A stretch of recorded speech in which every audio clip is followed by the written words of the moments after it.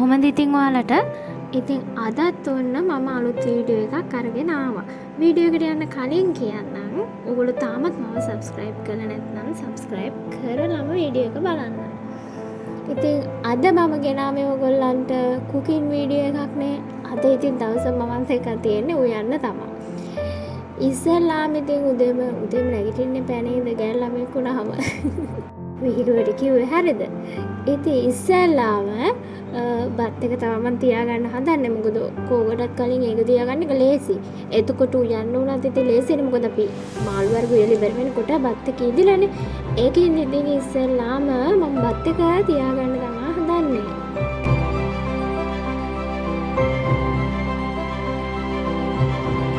මේක ඉතින් අපේ හොස්ටල් එකේ කිචන් එකනේ. උදේම ඇවිල්ලා උයන්න තරමට හොඳයි. මොකද ඉතින් දවල්ෙන් හැමෝම එනවනේ උයන්න. ඉතින් මම නම් ඇත්තටම කැමති තනියම පාඩුවේ උයන්න. හැමෝම එකතු වුණාම උයන්න වෙන්නේ නැහැනේ. කියවනවා එහෙමනේ. ඒකින් ඉතින් තනියම උයන්න තමයි මම නම් කැමති ඇත්තටම. අද මං හිතාගෙන ඉන්නේ මෑකරල් ටිකක් තෙල් දාන්න.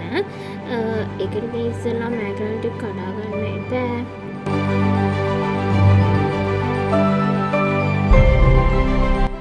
අපේ හොස්ටල් එකේ නම් උයන ගොඩක් අය උයන්නේ ජාතික ආහාරය වශයෙන් පරිප්පු තමයි ඉතින් උයන්නේ.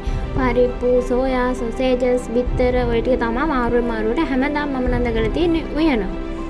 ඉතින් මම උයන්නේ එළවලු වර්ග තමයි මම ගොඩක් උයන්නේ. මන් දන්නේ නැහැ ඉතින් ඇයි මම හැමදාම එළවලු වර්ග උයන්නේ කියලා. හැබැයි මට හොඳට කන්න ඕනේ. එකම දේ ආය කන්න බෑ ඉතින්. හැමදාම වෙනස් ඒවා තමයි කන්න ආස. ඒක තමයි ඉතින් හැමදාම මම එළවලු උයනවා. ඉතින් මම උයනවද කියලා ගොඩක් අය කියනවා ශාවා උයනනම් කම්මැලි නෑ උයනවා හොඳට අපි තමයි හැමදාම මේ පරිප්පු අරග මේක උයන්නේ කියලා. ඉතින් ඔව් එකක් කම්මැලි නෑ. ඒක හරි. මොකද මම හැමදාම උයා ගන්නවනේ. ඒක කම්මැලි නෑ. කම්මැලි ඒටත් වඩා මට අර එකම කන්න බෑ. ඒක තමයි ඇත්තටම මෙතන තියෙන ප්‍රශ්නේ. ඉතින් කතා මෑකරල් ටික කඩා ගත්තා.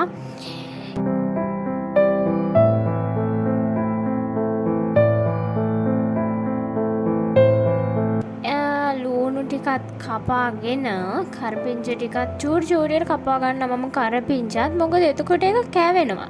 ලොකුවට දාලා දැම්මොත් ඒක කැවෙන්නේ නැහැ. කරපිංචා ටික අයින් කරනවා. ඉතින් ඇත්තටම කරපිංචා ගොඩක් ගුණයිනේ. ඒකින්දා කරපිංචාත් කන්න ඕන නිසා ඒවා චූරියට කපා ගන්නවා. එතකොට නිකම්ම කැවෙනවා ඒවා. ඒක අනිවාර්යයි.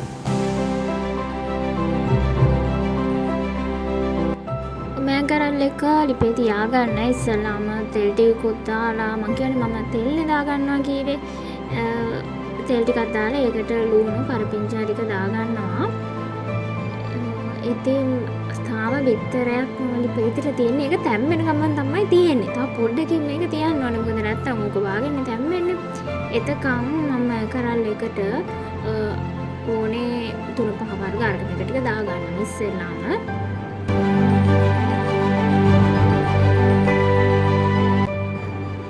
මිරිස් තමයි ඉස්සෙල්ලාම දාගන්නේ. මිරිස් කහලු ඔය ටික ඉතින් දාන්නේ නේද?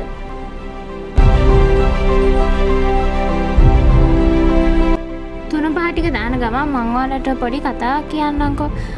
හොස්ටල් එකේ ඉන්න කෙනෙක් නම් මම නම් කියන්නේ මම රෙකමන්ඩ් කරන්නේ අත්‍තරම උයන එක හොඳයි. මොකද පිටින් හැමදාම ගන්න ගියොත් එකක් සල්ලිත් වියදම් වෙනවා. ඊටත් වඩා ඒක ඇත්තටම අපේ ඇඟට හොඳ නෑනේ. මොකද අපි දන්නේ නෑනේ මොනවා දාලා ඒවා උයනවාද කියලා. ඉතින් සමහර විට අසනීප වෙන්න බලනවා එක ප්‍රශ්නනේ. ඉතින් උයා ගන්නකොට එහෙම නෑනේ. එක මාළුවක් එක උනත් අපිට කන්න පුළුවන්. දැන් මම මෑකරල් එක උයන්න ලිපේ තියාගෙන තෙල් එක කරපිච්චුනාම මෑකරල් ටික දාලා ඒකට වතුර ටිකකුත් දාගන්නවා. මොකද හොඳට ඉදෙන්න වතුර ටිකකුත් දාගන්නවා.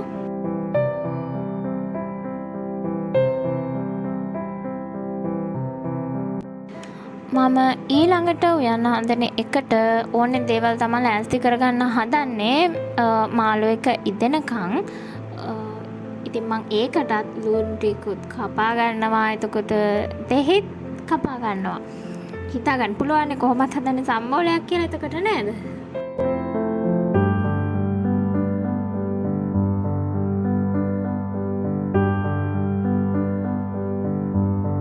ඉතින් අද මං හිතන් ඉන්නේ මැල්කරල් තෙල් දාලා අමුණ කොළ සම්බෝලයක් හදලා මන් දන්නේ අමුණ කොළද අගුණ කොළද ඕගොල්ලන්ගේ පැත්තේ මොනවද කියලාද දන්නේ නැහැ. මම කියන වචන තමයි ඒක.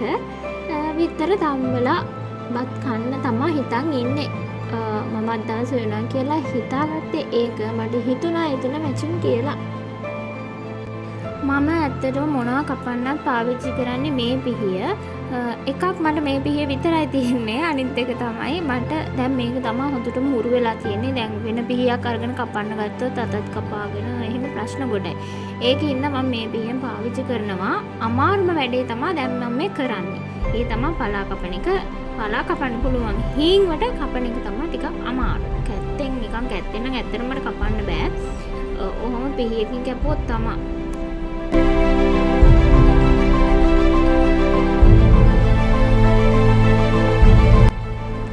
මෑකරල් එක නම් හොඳට පැහෙනවා. තා පොඩ්ඩෙන් ඒක ඉදෙනවා. ඇත්තට මම කොච්චර උදේම උයන්න ආවත් වැඩක් නෑ. මොකද උදේම ලෙක්චර්ස් යන අය උයන්න ආවා මේ වෙද්දී. ඉතින් දැන් ඒගොල්ලත් ඉන්නවා. දැන් ඉතින් කතා කර කර තමයි උයන්නේ. පොඩ්ඩක් ස්ලෝ වෙටම උයන එක කට්ටියක් ඉන්නකොට. මේ තමයි මම කරන්න අකමැති වැඩවලින් තව එකක්. ඉතින් දැන් මේක නම් මට විතරනේ උයා ගන්න. ඒකින්ද පොඩ්ඩයි පොල් ගන්න ඕනේ. ඒ වුණාට ඉතින් ගෙදර ගියාම ගොඩක් පොල් ගන්න එපා. ඒක ඇත්තටම මට නම් හරිම අමාරු වැඩක්.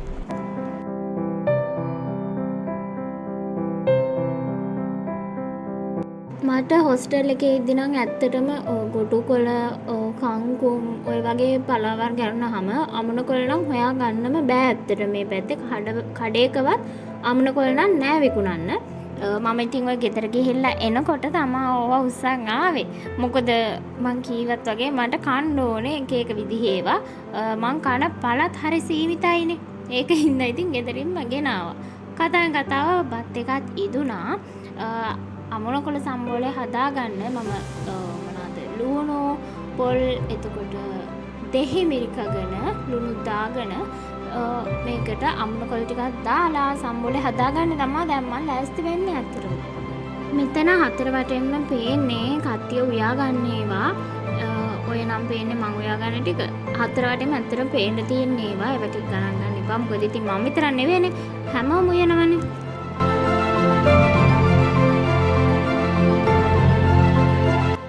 කොහොම හරි වීඩියෝ එකේ අවසානයටත් ආවා. මං උයලත් ඉවරයි. මං කිව්වත් වගේ මෑකරල් තෙල් දාලා අමුණ කොළ සම්බෝල හැදුවා. බිත්තර තම්බලා බත් තමා අද මට කන්න තියෙන්නේ. ඉතින් වීඩියෝ එක හොඳයිද කියලා යටින් ලයික් කරලා කමෙන්ට් එකකුත් දාන්න. ඒ වගේම තමයි channel එක subscribe කරන්න කියලා ආදරෙන් මතක් කරනවා. ඉතින් ආයෙ දවසක එනකම් ඔයාලා පරිස්සමට ඉන්න.